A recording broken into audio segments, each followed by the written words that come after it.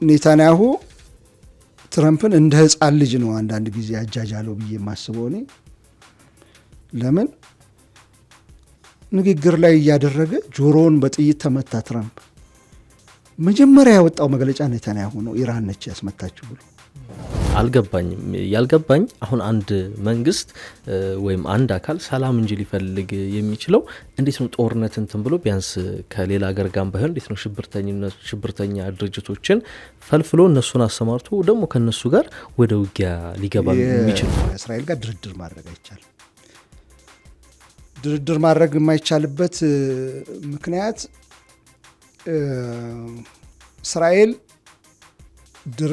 ድርድር ያስፈልጋል የምትለው ተደራዳሪዎች የት ቦታ እንዳሉ ለማወቅና ለመግደል ነው። እናው ሰውዬ ራሱ ኔታንያሁ በዓለም አቀፍ ሕግ ፍርድ ቤት የሚፈለግ ሰው በአሜሪካ ፕሮቴክሽን ነው እንጂ አንዳንድ ሀገራት ውስጥ ብሄድ ለምሳሌ ተይዞ ሊሰጥ ይችላል።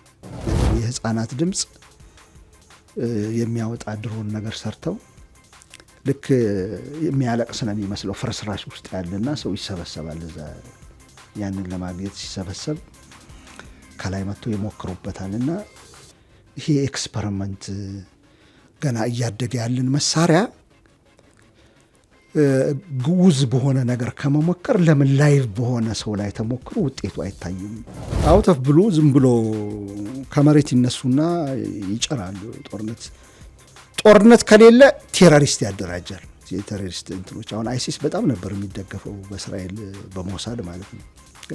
ተቃራኒ የሚሰሩ ይመስላሉ። መጨረሻ ላይ ግን ሲወጣ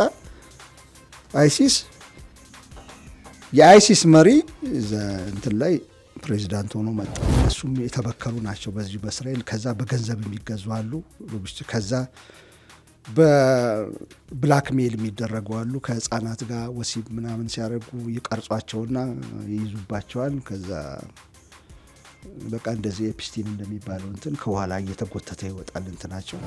ላለፉት 50-40 ዓመታት ኔታንያሁ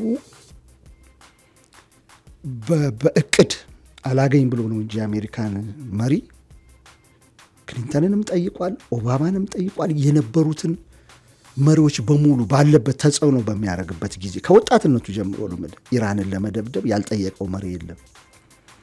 ትራምፕ ላይ ተሳካለት እና ጎትተው አስገብተዋቸዋል።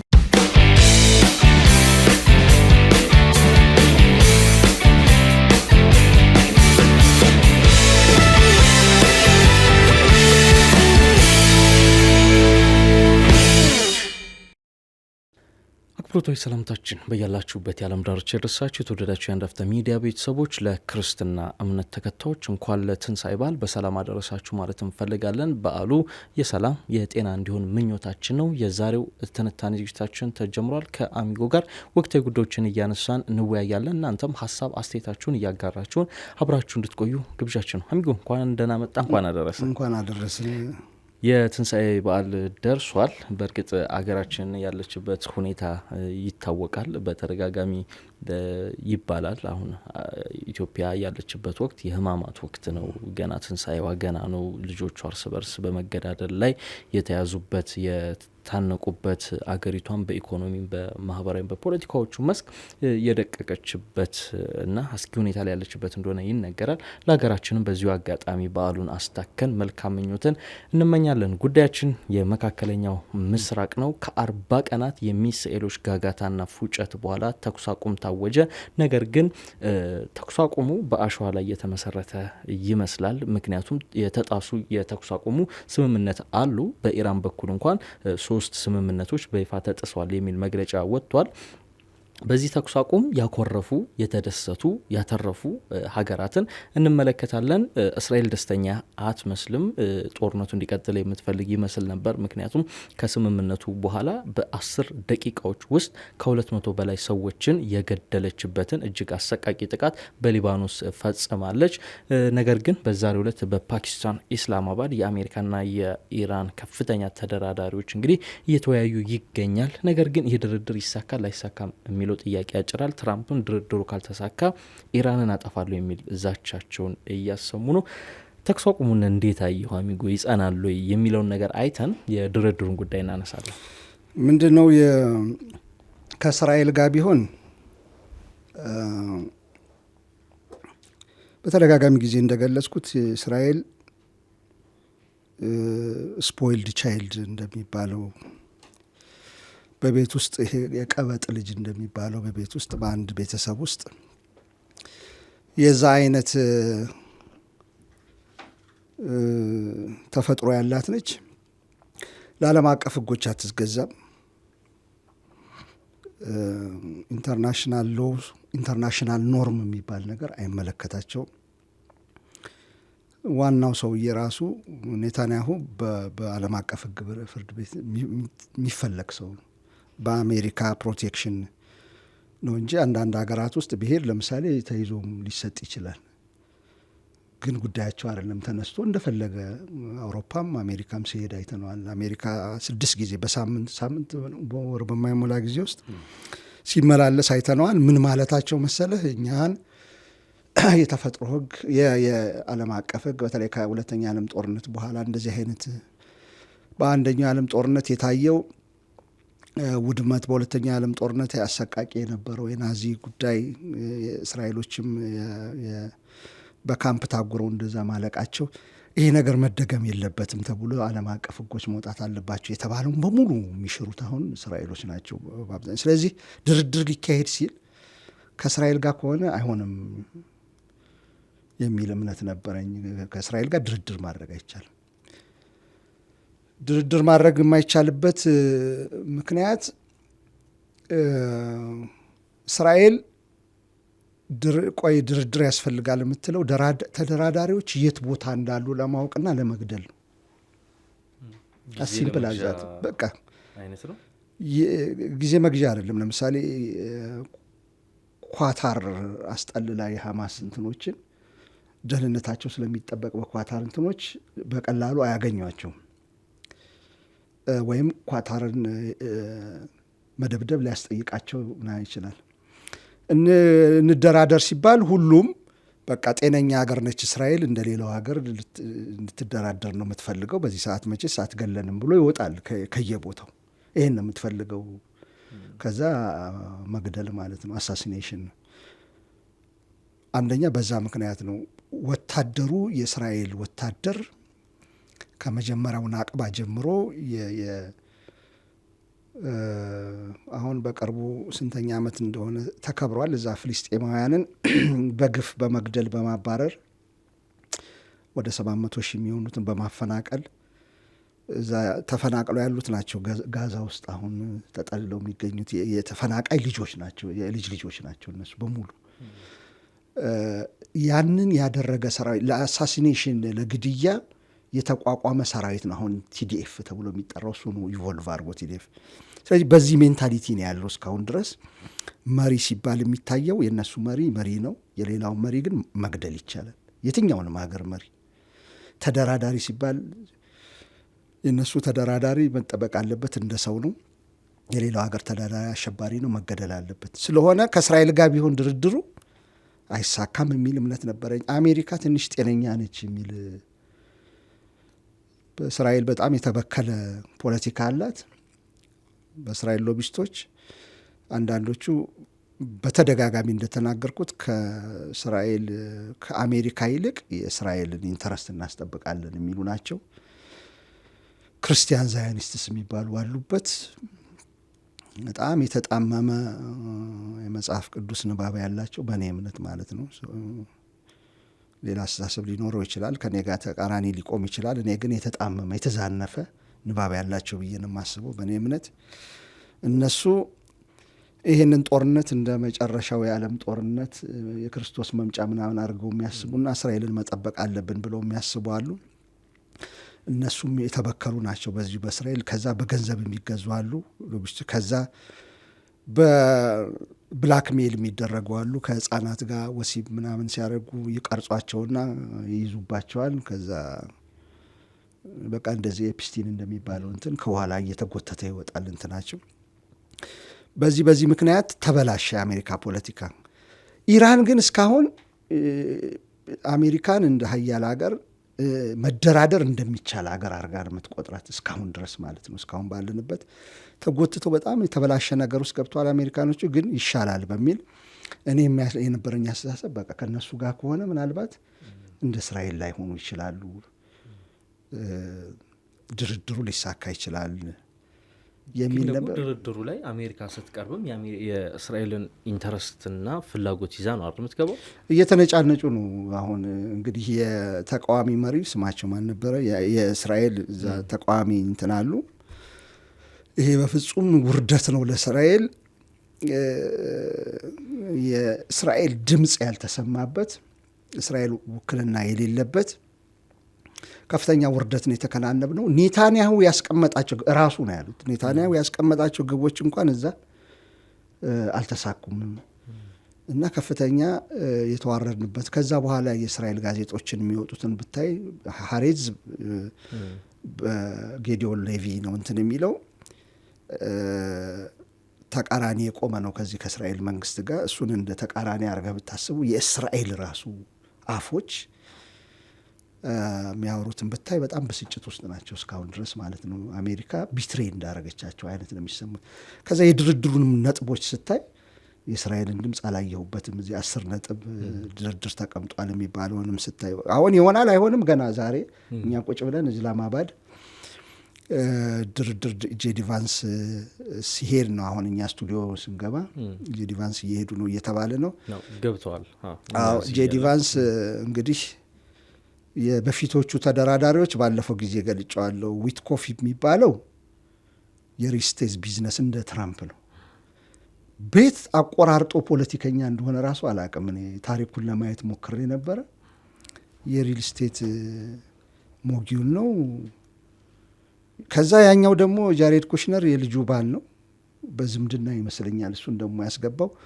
ኢራኖች ባለፈው ድርድር ጊዜ ኢራኖች ብቻ ሳይሆኑ እዛ የኦማን ሰዎች ምናምን አደራዳሪዎች ትዊተር ላይ አንዳንዶቹን ከታተላቸው ነበርና በጣም የሚያስደንቅ ነገር ነው የሚያወሩት። ዘይዱን ሀቭ ኤክሉ ስለሚያወሩት ነገር የአሜሪካ ይሄ የሪል ስቴት ሰውየውና የመጣውን ታሪክ ለምሳሌ ከኦባማ ጋር የተደረገውን ስምምነት ይሄ ኒኩሌር ኢንሪች የምታረገውን ኒኩሌር የምታበለጽገውን ምን ያህል መገደብ አለባት የሚባለው ከዛ ኦባማ ከዛ ከተፈራረመ በኋላ የተነሳላትን ማዕቀብ ምናምን እንኳን አንብቦ የመጡ አይደሉ። የሚያስገርመው ነገር ልክ እንደ ትራምፕ ናቸው፣ ዝም ብሎ ግልብ ናቸው። እና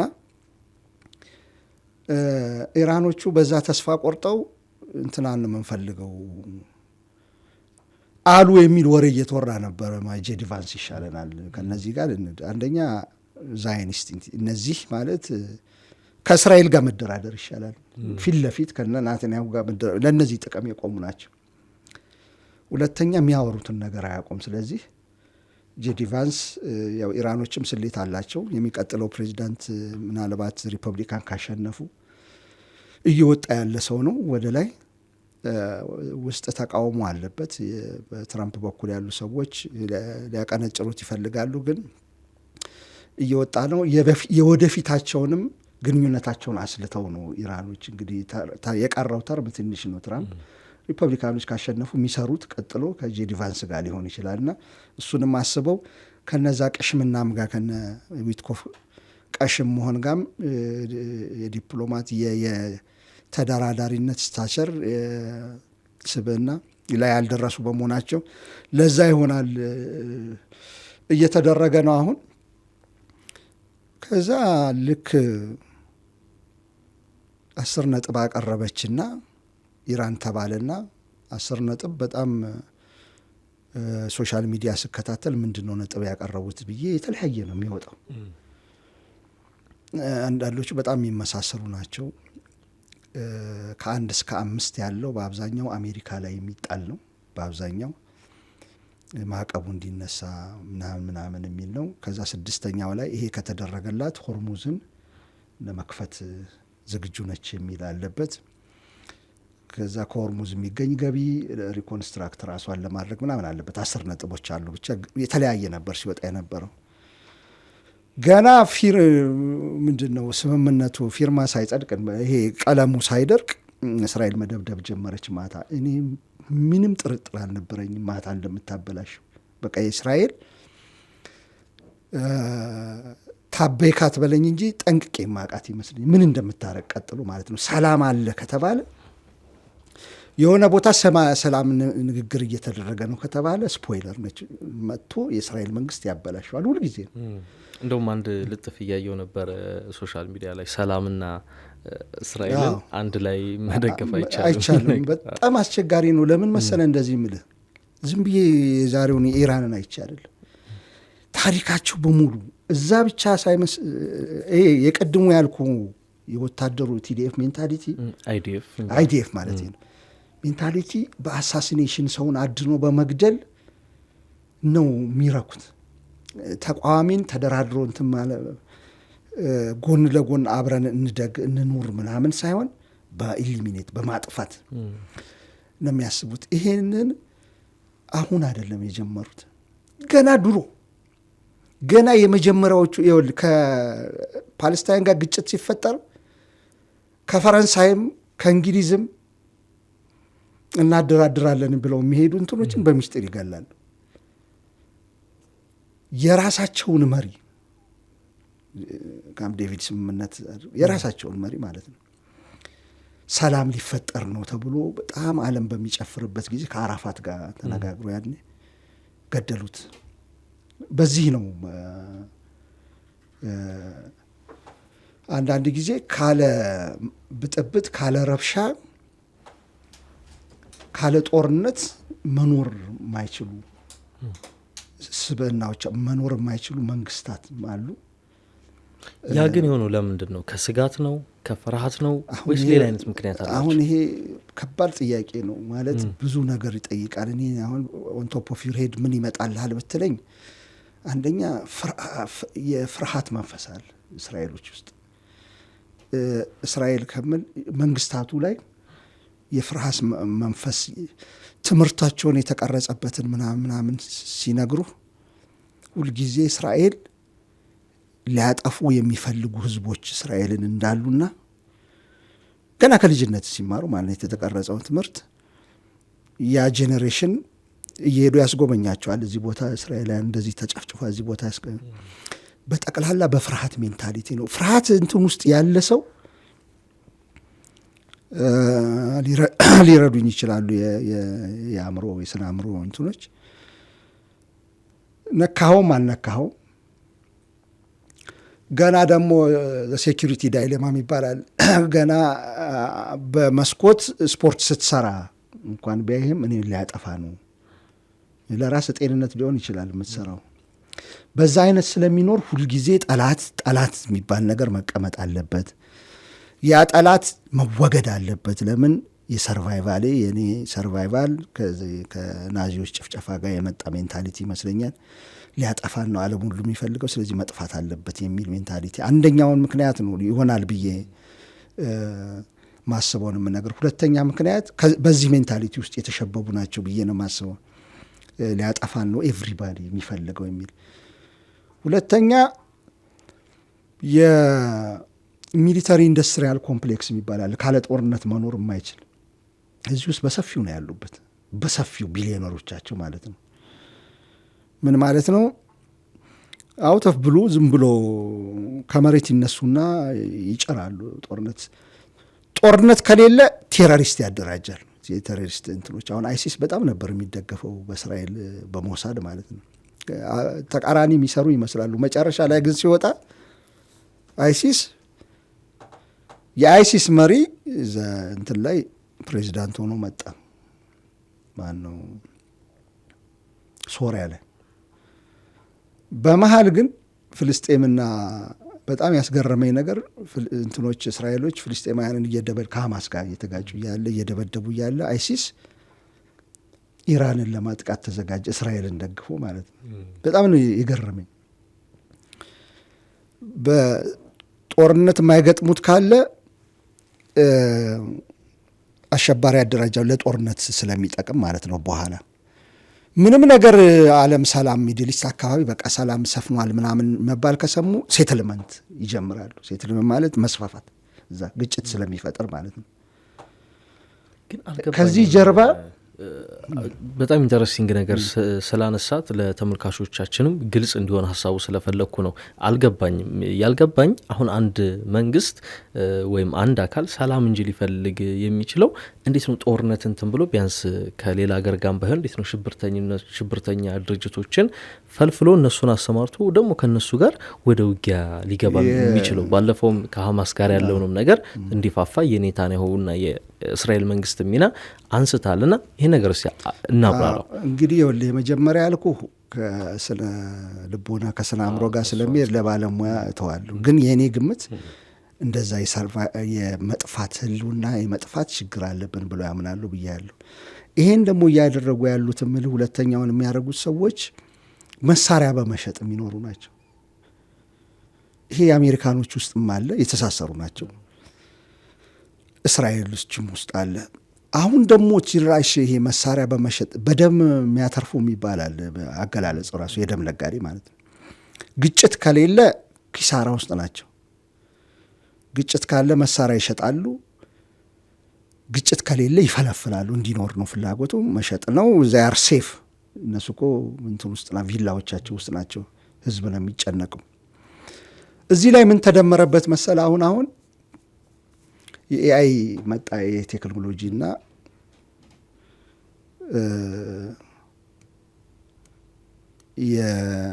የላይቭ ዋር ኤክስፐሪመንት ይባላል። ላይቭ ዋር ኤክስፐሪመንት ማለት አንተ መሳሪያውን ከሰራህ በኋላ ዝም ብለህ ትሞክረዋለህ፣ ምናምን በረሃ ላይ ወስደህ ትሞክረዋለህ። በሲሙሌሽን ወይ ደግሞ ካርቶን እዛ አንጠልጥለህ እየመታ ምናምን ትሞክር። ሪል ሂውማን ላይፍ ላይ ሙከራ። አሁን ዘ ወረስት ፓርት የመጣው ምንድን ነው? የሶፊስቲኬትድ የሆኑ መሳሪያዎች ለምሳሌ ፕላንቲር የሚባል ባለፈው አንድ የእስራኤል እንትን ከጀርባው ያለ የኤአይ መሳሪያ እንትን የሚል ካምፓኒ አለ። ይሄ በሪሰርች ነው የምነግርህ። ሪሰርች ሰርተው የምዕራባውያኑ ራሱ ሪሰርች ነው። አንድ ህንፃ ውስጥ ፍልስጤም 14 የፍልስጤም ቤተሰብ ተገደለ። የሐማስ ሰው የለበትም። እና ሀውካም ምን ማለት ነው ተባለ። ያንን እርምጃ የሚወስደው ኤአይ ነው። ኤአዩ ምን ያደርጋል? በድሮን ይላክና ቀለል ለማድረግ ለተመልካዮቻችን ሰው መሰብሰቡን ነው የሚያው። የሂት እንትን አለ ኢንፍራሬድ። ከዛ የሰው እዛ አካባቢ መሰብሰብ ከተሰበሰበ ልክ እንደ ሐማስ ነው ሊያጠቃ ነው ብሎ ነው የሚያስበው ኤአይ። ሰው ቢሆን ሲገባ ሲወጣ ህፃናትን ምናምን ካየ ወይ ደግሞ ሚዛን ጭንቅላቱን ሚዛን ላይ ያስቀምጥና አሁን ስደበድብ ሰላማዊ ሰው ልገል ይችላለሁ እኮ ምናምን ብሎ ሊያስብ ይችላል። ኤአዩ የተሰጠው ፕሮግራም ሰብሰብ ብሎ ሲያገኙ መደርመስ ነው። ይሄ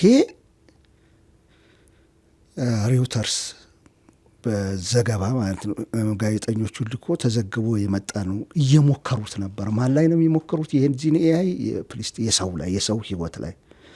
ከዛ አንድ እንትን የሚራመዱ ደግሞ ድሮኖች እንትን እንደ ውሻ የሚራመዱ እንትኖች አሉ።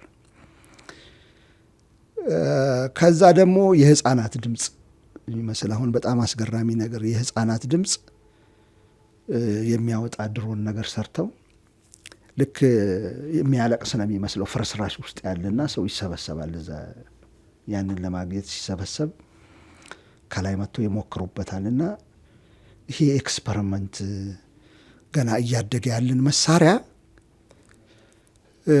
ግዑዝ በሆነ ነገር ከመሞከር ለምን ላይቭ በሆነ ሰው ላይ ተሞክሮ ውጤቱ አይታይም? እና ይሄን እያየሁ መጥቼ መጨረሻ ላይ ሊያልቅ ሲል የእነ ሐማስ ሊስማሙ ሲሉ ሀሬትዝ የሚባለው የራሳቸው እንትን አወጣ። ሙሉን ብታነበው በጣም ነው የምትደነቀው። ምን እንደሆነ ታውቃለህ? ከዛ በኋላ ያንን ኤአይ እንትን የሚፈርበርኩ ሰዎች ገቢያቸው ማለት ነው አሜሪካ ውስጥ፣ ፈረንሳይ ውስጥ፣ እንግሊዝ፣ ጀርመን ይፈልጓቸው ጀመር። ለምንድን ነው? በጣም ናረ። የእነዚህን የእስራኤል ካምፓኒዎች ለምንድን የናረው? በላይቭ ነው የሰሩት። በላይቭ በሰው ህይወት ነው ኤክስፐሪመንት የሰሩት። ከዚህ በላይ ምን ማረጋገጫ አለ? ስንት እንደሚመታ አሳወቀ። ሰው ይመርጣል አይመርጥ የሚለውን አወቁ። ያዩ ምን እና እስራኤል አንድ እርምጃ ሄደች፣ በፓሌስቲኒያን ህይወት ተመርኩዞ አንድ እርምጃ ሄደች እና ከዛ ገቢያቸው በጣም በ3 እጥፍ የጨመሩ። ሳይንቲስቶቻቸውን መፈለግ ጀመሩ። የመሳሪያ የሚሸጡ እንትኖች ቴክኖሎጂያቸውን መፈለግ ጀመሩ። ያሁን በሰው ህይወት ላይ አንደኛው ግሩፕ ደግሞ ይሄ ነው። ቅድም እንዳልኩት አእምሮ እጠፋለሁ በሚል የተሸበበ አለ። ሁለተኛ ሚሊተሪ ኢንዱስትሪያል ኮምፕሌክስ ይባለው ኤአይው ተጨምሮበት፣ አሁን ይሄ ደግሞ በሰው ደም የሚነግድ የሰው ደም እየነገደ የሚከብር ወደ ላይ የሚከብር ማለት ነው። ሌሎች ምክንያቶች ሊኖሩ ይችላሉ፣ ሌሎች የሚያመጡት። እኔ የማይባቸው ግን ይሄ ነው። በዚህ ምክንያት ነው ድርድር ሲባል ከእስራኤል ጋር ከሆነ ከጓደኞቼ ጋር አልዋሽም። ይሄንን ልክ በቃ የሆርሙዝ እንትን ሊከፈት ነው አሜሪካና እንትን እየተነጋገሩ ነው በ10 ነጥብ ምናምን ሲባል እስራኤል ታበላሸዋለች ነው ያልኩት። ወዲያው በቃ ትሬንዱ የሚነግረኝ እኔ የመጣበት ትሬንድ ይሄ ነው። ሰላም የሚባል ነገር እንዳውም አንድ ሰው ሲቀልድ አየሁት። በመካከለኛው ምስራቅ ጦርነት ፈነዳ ነው ምናምን ብለምዘገው በመካከለኛው ምስራቅ ሰላም ፈነዳ የሚባለው እንዳይመጣ ማንኛውንም አይነት እርምጃ ሰላም ታየ የሚባለው ማንኛውንም እርምጃ ይወስዳሉ። ይሄንን አሜሪካ ሰዎቹ እንግዲህ የአሜሪካ ተደራዳሪዎችም ቢሆን አሁን ጫናም እየመጣ ነው ከህዝቡ። የአሜሪካ ገቨርንመንትም ቢሆን እዚህ ትራፕ ውስጥ ገብቷል። ትንሽ እዚህ ትራፕ ውስጥ ገብቷል። በትራምፕ አማካኝነት ነው የገባው።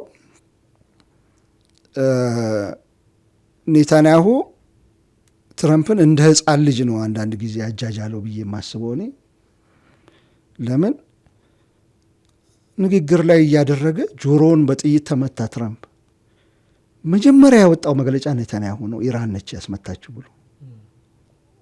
ምን ያገናኙ ከኢራን ጋር የተመታ ጊዜ? ከዛ ሲሰበሰቡ ይመጣና ፕሬዚዳንት ትራምፕ ለኖቤል እንትን ፒስ እንትን ምናምን ይለዋል እና እንደ ልጅ በቃ የተጫወተበት ሁሉ ይመስለኛል። ላለፉት 50-40 ዓመታት ኔታንያሁ በእቅድ አላገኝ ብሎ ነው እንጂ የአሜሪካን መሪ ክሊንተንንም ጠይቋል፣ ኦባማንም ጠይቋል። የነበሩትን መሪዎች በሙሉ ባለበት ተጽዕኖ በሚያደርግበት ጊዜ ከወጣትነቱ ጀምሮ ነው ኢራንን ለመደብደብ ያልጠየቀው መሪ የለም። ትራምፕ ላይ ተሳካለት እና ጎትተው አስገብተዋቸዋል ምለው ለዛ ነው ገብተዋል። ሙሉ ለሙሉ እንዳይሰምጥ የአሜሪካ ሲስተም ለየት ይላል። እስራኤል ዲሞክራሲ ነኝ ትላለች። እስራኤል ዲሞክራሲ ነች ብዬ አላስብም። ቴዎክራሲ ቢባል ይስማማኛል። የአንድ ሃይማኖት የአንድ ዘር የበላይነት ያለበት ሀገር ነው እንጂ ዲሞክራሲ አፓርታይድ ሲስተም ነው ሲስተሙ። ፍልስጤማውያን ለምሳሌ እንትናቸው መምረጥ አይችሉም። የእስራኤል ሲቲዝን ያላቸው ፍልስጤማውያን ከአይሁድ ዝርያ ካላቸው እኩል አይደለም መብታቸው። ዲሞክራሲ ሊለው አልችልም። ይሄንን አሜሪካኖቹ ከዚህ የተሻለ ነገር በዲሞክራሲ ስላላቸው እንትኑ ቫይብራንት ስለሆነ ሚዲያው አጣድፎ ይዛል። ብዙ ጊዜ እዛው ሪፐብሊካን ውስጥ ሁለት ጎን ለጎን ሲጨቃጨቁ ምናምን ታያለህ። ዲሞክራት ውስጥ ልዩነት ሲኖር ታያለህ። ከዛ ወጣ ካለ ጆርናሊዝሙ ከባድ፣ በቃ ሚዲያው በጣም ከባድ ነው። ዝም ብሎ የሆነ ነገር አውጥቶ አያልፍም። ለምን መሰለህ እንደዛ ምልህ ብሪጁን ሊደበድብ ሲል ይሄ ስምምነት ካልተደረገ ወይም ድርድር ካልተካሄደ መላውን የፓወር ፕላንት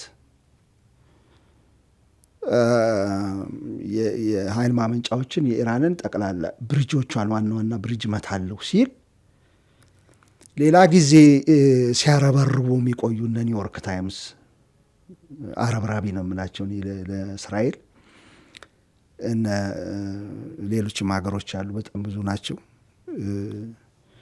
በሙሉ ይሄ እኮ የጦር ወንጀል ነው ማለት ጀመሩ። እንዲህ አይነት ሚዲያ ስላለ አጣድፎ የሚይዝህ ቆም ብሎ ሊያስብም ይገደዳል። ከዛ መሳደብ ጀመረ። አይተ እንደሆነ ትረምፕ አሁን አንዳንድ እነዚች ማነች አንድ ጥቁር ያለች አሁን ያለ ከእንትን ወጣ ምትሰራ ከዴይሊ ዋየር ላይ ምትሰራ ታከር ካርልሰን ምናምን አለ በሙሉ ስም እየጠራ ስለሚተገትጉህ ነው። ሰላም አይሰጥም። ጋዜጣውም ይተገትግሃል። ፍርድ ቤትም ትቀርባለህ። አሁን ታዲያ አሁን ፍርድ ቤት አስበው እንግዲህ እንዴት እያሸጋገረ እንደመጣ ፍርድ ቤትም እንትናም ቀርቧል። ትራምፕ ብዙ ጊዜ በጣም ወደ 2000 ነው ምናምን በላይ ነው እንትን አሉት የሚባለው። እውነት ይሁን ውሸትም ካላቅም ምንድን ነው ጠበቆች አሉት የሚባለው በጣም ብዙ ነው። ያማክሩታል፣ ግን ይቀርባል ፍርድ ቤት እና እንደዚህ አይነት ሲስተም ስላልሞተ አሜሪካ ውስጥ ወደፊት አላቅም የተሻለ የድርድር ሊካሄድ ይችላል ከኢራን ጋር የተሻለ ሪዝነብል የመሆን ጉዳይ አለ። እንደ ቪክቲም ዘላለም እንደ ቪክቲም ራሳቸውን እንትኖች እንደ ቪክቲም ነው የሚያዩት ሁል ጊዜ ራሳቸው እየጨፈጨፉ እየገደሉ ሌሎችን። ግን እስራኤል ሁል ጊዜ ቪክቲም ነች፣ ሰለባ ነች ብሎ ነው። ይሄ የመጣው ከእንትን ይመስለኛል ከሁለት የዓለም ጦርነት እስራኤል ህዝብ ላይ ከደረሰው መከራ ያልተላቀቅ። አሜሪካ ግን እንደዚህ አይነት እንትን የለባትም። እንዳውም ሬድ ኢንዲያኖች ናቸው ቪክቲም ነን ሊሉ የሚችሉት እንጂ አሁን ያሉት ተሰደው የመጡ ናቸው። እሱም ስላለ ሜንታሊቲያቸውም የተለያየ ስለሆነ ምናልባት ድርድሩ በአሜሪካ በኩል የእስራኤል እጅ መጠምዘዝ ከሌለበት በስተቀር ይሄዳል የሚል እምነት አለኝ። በደህና ቦታ ይደርሳል የሚል እምነት አለኝ። እስራኤል መጠምዘዙን ከጀመረች ወይም አሁን ሊባኖስ ውስጥ እንዳደረገችው ደግሞ የሆነ ተንኮል ፈጥረው ሞሳድ የሚባለው ድርጅት ለዚህ ነው የተቋቋመው፣ ለተንኮል ነው። አንድ ጋቦዳ ደግሞ እንትን ይጀምሩና ጸብ ይጀምሩና ቢያንስ ይሄ መስፋፋት የሚባለውን ነገር ረገብ ባለ ቁጥር ያቸው ረገብ የሆነ ነገር ረገብ ባለ ቁጥር ይሰበሰብና እንትኑ የእንትን ህግ ያጸድቃል። የመስፋፋት ህጋው ረገብ ባለ ቁጥር ፓለስቲኒያን በቅርብ እንኳን ያወጡት እንትኖች እንደሚሉት ፓለስቲኒያን የሀገር መክዳት ወንጀል እንትን ካሉ በሞት ይቀጣሉ። ይህ ሰላም ሆኖ 10 ቀን መጓዝ በሰላም እንኳን አይችሉም። ይሄ እንግዲህ ትልቅ ጥናት የሚጠይቅ ነው። በእኔ አቅም እንኳን እንትን የሚባል አይደለም፣ ግን የሚገምታቸው ነገሮች አሉ ቅድም ያልኩ። ስለዚህ ከዛ እጇን ካልጠመዘዘቻት አሜሪካንን ደህና ቦታ ይደርሳል የሚል ግምት አለኝ። በአብዛኛው ሆርሙዝ ነው ያስጨነቃቸው አሜሪካኖቹን። ሆርሙዝ ላይ ኢራን ከዚህ በፊት ያልነበሩ እንትኖችን ይዛ መታለች። አሁን የደበደባችሁኝ ኢንፍራስትራክቸር ወድሟል፣ ስለዚህ ከዛ $2 ሚሊዮን ነው ያስከፈልኩ በመርከብ ራሴን ልገንባ ብላለች። የትራምፕን ስነ ልቦና የበሉት ይመስለኛል። እንደዚህ አይነት ትራንዛክሽናል እንትን ይወዳል ትራምፕ። ካካፈሉት በተለይ 3 ሚሊዮን አድርጉትና 1 ሚሊዮኑን ስጡ ይል ይችላል። ምንም ችግር የለበትም። ሪሶርስ ካለ የሚገኝ ገንዘብ ካለ ጉዳዩ አይደለም። ድሮም የሚፈልገው እሱን ነው። እድገቱም እንደዛ ነው። ቢዝነስማን ነው፣ ፖለቲሻን አይደለም እንትን እና በዛ ምት የመጡ ይመስለኛል። በዛ ሊስቡት የመጡ ይመስለኛል። ስለዚህ $2 ሚሊዮን አስከፍዬ ከኦማን ጋር እካፈለዋለሁ ነው የምትለው። ሆርሙዝ የሁለታችንም ስለሆነ ከዛ ውስጥ ካስገቡት እሱን አንደኛው ነጥብ አስገቡኝ የሚል ይመስለኛል። ካስገቡትና አሜሪካ ከተጠቀመች ብዙ ችግር ያለበት አይመስለኝም። ዋና እንትናቸው እሱ ስለሆነ ብዬ ነው። ሌሎች የተቀመጡ ፖይንቶች አሉ። እሱ ላይ የእስራኤል እጅ ከሌለበት የእስራኤል አሁንም የበጥባጭነት ሚና ያንን አካባቢ ቀውስ ውስጥ የመክተት ሚና እየቀነሰ ከመጣ አይሆንም የምልበት ምክንያት የለኝም። በአሜሪካ አሁን እስራኤል ተስፋ እንደቆረጥኩት አልቆረጥኩም እስካሁን ድረስ በአሜሪካ ማለት እስራኤል አሰልቺ በታሪክ በቃ አሰልቺ ነገሯን ስላየሁ ደጋጋሚ ደግሞ ትሬንድ የምታደርገውን ነገር ስላየሁ ይመጣል ከነሱ ደህና ነገር ብዬ አልጠብቅም በፍጹም። ድብደባ ይፈጽማሉ ካልከኝ 100% አድርጌ ልነግር ይችላል። ሰላም የሚለው ግን በፍጹም ልልህ አልችልም። በታሪክ ማይቼም ስለማላቅ ማለት ነው።